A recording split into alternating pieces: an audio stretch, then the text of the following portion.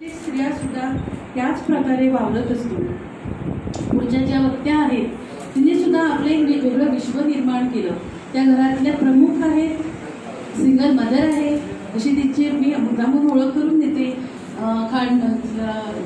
सौरभानाथ आंबिये महाविद्यालयाच्या पेंडेच्या त्या मराठी विभागाच्या प्रमुख आहेत, साहित्यिक आहेत, कवयित्री आहेत. अनेक भाषांमध्ये त्यांच्या कविता अनुवादित झाल्या आहेत. तर आपल्यासमोर येते आहे डॉक्टर नीता तोरडे.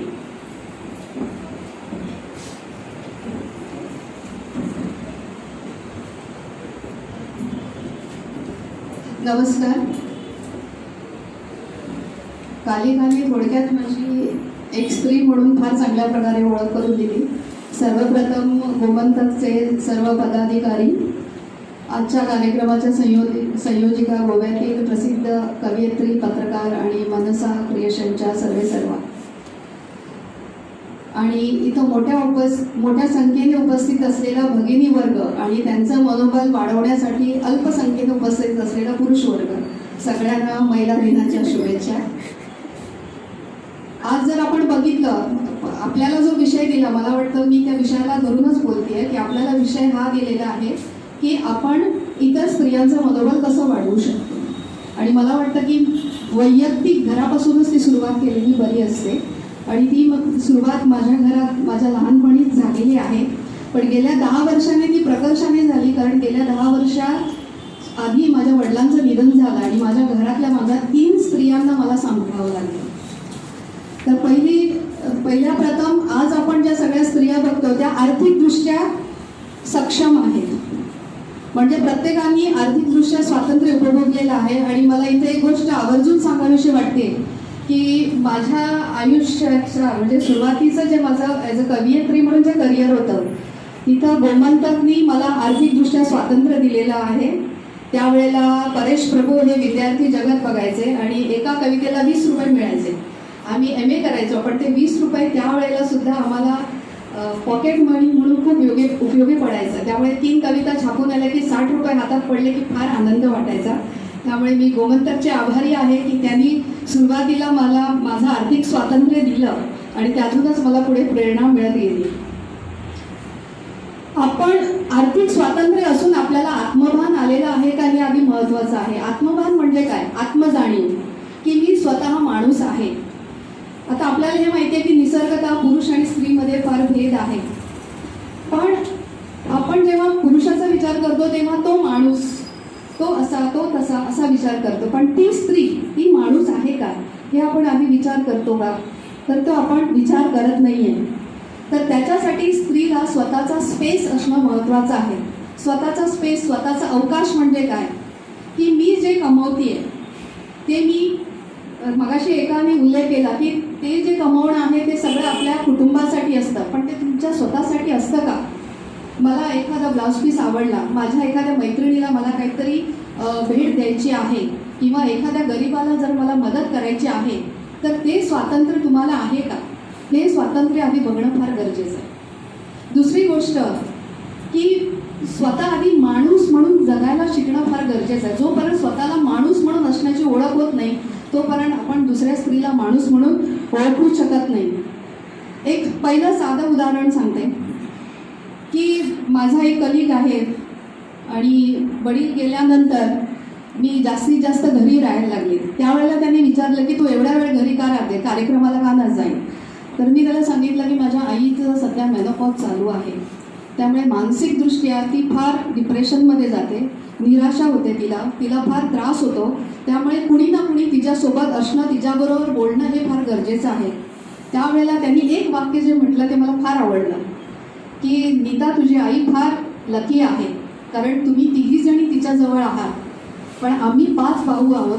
आम्ही आमच्या आईला तिचे मिस्टर गेल्यानंतर कोणी समजून घेऊ शकलो नाही, तिच्याशी या विषयावर आम्ही कोणीच बोलू शकलो नाही. म्हणजे बघा हे कसं शक्य झालं. ज्या वेळेला मला कळलं की जसा मला पाळीचा त्रास होतो तसा माझ्या आईलाही होतो. आज जर तिला रजोनिवृत्ती येते तर त्या फेजमधून उद्या मी पण जाऊ शकते. पण वेगवेगळ्या कार्यक्रमाच्या निमित्तानं, वाचनानं या गोष्टी माझ्या लक्षात आल्या आणि ती लक्षणं मी तिच्यात बघितली आणि त्यावेळेला आम्ही तिघींनी तिला धीर दिला. त्यावेळेला मी तिला पहिल्यांदा माणूस म्हणून समजून घेतलं. वडील गेले त्या दिवशी वडिलांचं प्रेत समोर ठेवलेलं होतं आणि ते लोक सोपस्कार करायला आले गावातल्या बायका. त्यावेळेला मी त्यांना सांगितलं की तिच्या काचेच्या बांगड्या फोडायच्या नाही आणि मंगळसूत्रातला काळा मणी तोडायचा नाही. तर त्यावेळेला त्या बायका मला भरपूर बोलल्या, कारण मी असा विचार केला म्हणून. कारण वडील जेव्हा जिवंत होते तेव्हा वडील नेहमी सांगायचे, मी गेल्यानंतर सुद्धा तू कपाळाला लावायचं, आज जशी तू व्यवस्थित राहतेस तसेच तू राहायची. पण तसं बघायला गेलं तर कपाळाला आपण लहानपणापासून आपल्या घरातलं आई वडिलांच्या घरातून लावून येतो. मग नवरा गेल्यानंतर ते पुसून का टाकलं पाहिजे? ॲक्च्युली याच्याबद्दल अशी आपल्याकडे कथा सांगितली जाते की पूर्वी जेव्हा लोक टोळ्या टोळ्यांनी राहत होते तेव्हा एक टोळी जेव्हा दुसऱ्या टोळीवर आक्रमण करायचे तेव्हा हरलेल्या टोळीतल्या सगळ्या पुरुषांना मारून टाकलं जायचं आणि जी जिंकलेली टोळी होती त्या टोळ्यातला जो म्होरक्या होता तो आपलं रक्त त्या ज्या विधवा बायका असायच्या त्यांना सगळ्यांना ते रक्त लावलं जायचं कपाळाला आणि त्या वेळेपासून ती कपाळाला लावायची परंपरा सुरू झाली. त्यानंतर या विरोधाला मला सामोरं जावं लागलं. पण नंतर तिला मी वडील गेल्यानंतर तिला मी पटवून दिलं की नाही, तू कपाळाला लावलं पाहिजेस, तू व्यवस्थित राहिलं पाहिजेस, तू चांगलं चुंगलं खाल्लं पाहिजेस. असं नाही की माझ्यासाठी निळा रंग वर्ज्य आहे, माझ्यासाठी लाल रंग वर्ज्य आहे, माझ्यासाठी हिरवा रंग वर्ज्य नाही. सगळे रंग तुझ्यासाठी आहेत. जेव्हा नवरा होता त्यावेळेला तू त्याच्यासाठी जगत होतीस मान्य आहे, पण तू आता स्वतःसाठी जगलं पाहिजेस, हे मी तिला पटवून दिलं. आणि आज आई माझी एवढी खंबीर आहे.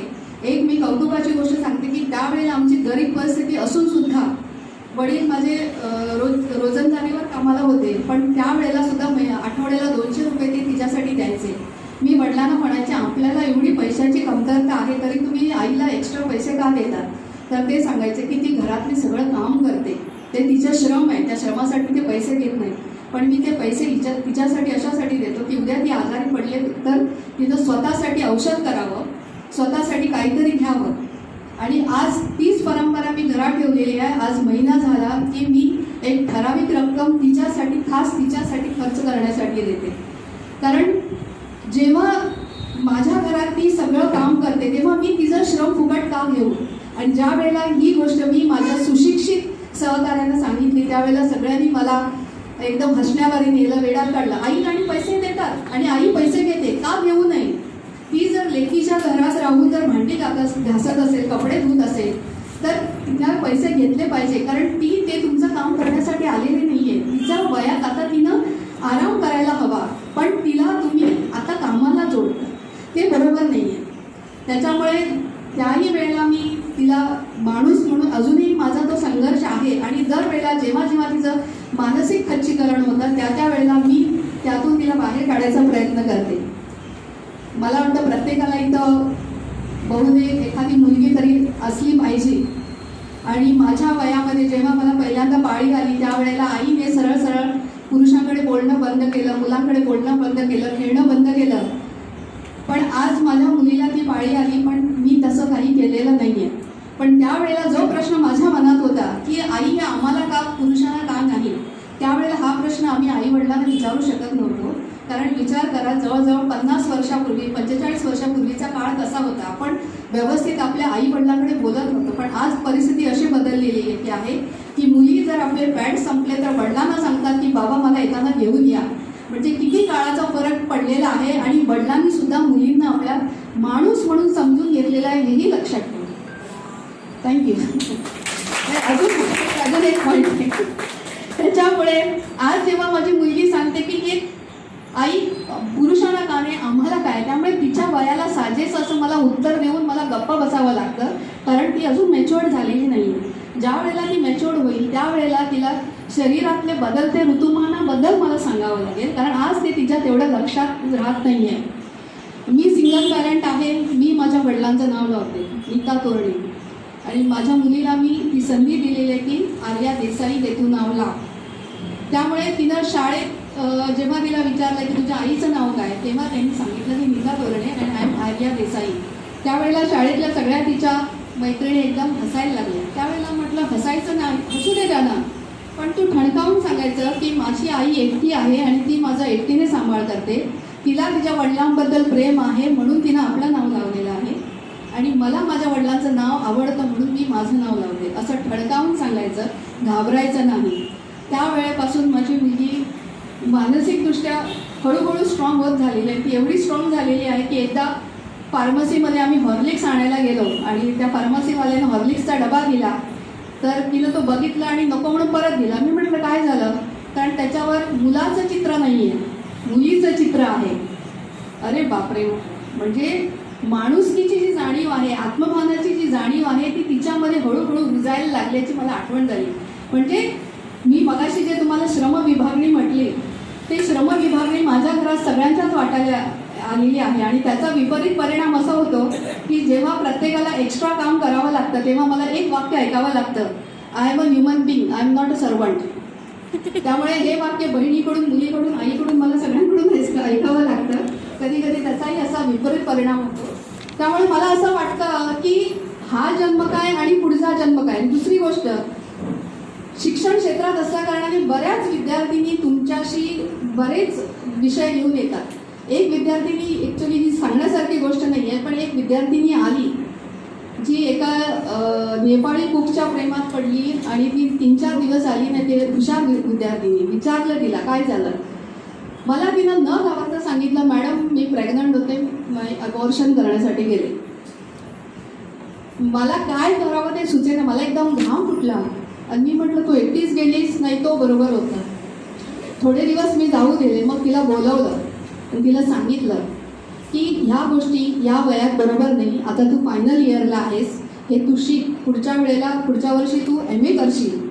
त्यामुळे तुझ्या आईवडिलांचं स्टेटस बघ, त्यांची आर्थिक स्थिती बघ आणि त्या व्यक्तीकडून तुझ्या अपेक्षा पूर्ण होतील की नाही याचा तू थंडपणे विचार कर. त्याला बाजूला सार आणि विचार कर. आज या गोष्टीला 15 वर्षे झाले. आज ती मुलगी एका ठिकाणी शिक्षिका आहे आणि एका चांगल्या सुखवस्तू घरामध्ये सून म्हणून आहे. हे मला अभिमानानं सांगावंसं वाटतं. या गोष्टी ॲक्च्युली सांगायच्या नाही, पण अशा बऱ्याच गोष्टी विद्यार्थिनीच्या त्यांच्या घरातल्या असलेल्या आमच्याकडे येत असतात. आम्ही दरवेळेला त्यांचं मनोबल वाढवतो आणि मला बरं वाटतं की माझ्या विद्यार्थिनी फार सक्षमपणे आपली दुःख पचवून जीवनाला भिडतात. त्यामुळे हा जन्म काय आणि पुढचा जन्मसुद्धा स्त्रीचा जरी मिळाला तरी मला वाटतं आमचा संघर्ष संपणार नाही आहे. आणि आयुष्य दरवेळेला आपल्याला नवीन नवीन आव्हानं देत राहणार. शेवटी एकच शेर सांगते, हर रोज गिरकर भी मुकम्मल खड़े हैं, हर रोज गिरकर भी मुकम्मल खड़े हैं. ए जिंदगी देख मेरे हौसले तुझसे भी बड़े हैं, ए जिंदगी देख मेरे हौसले तुझसे भी बड़े हैं. धन्यवाद.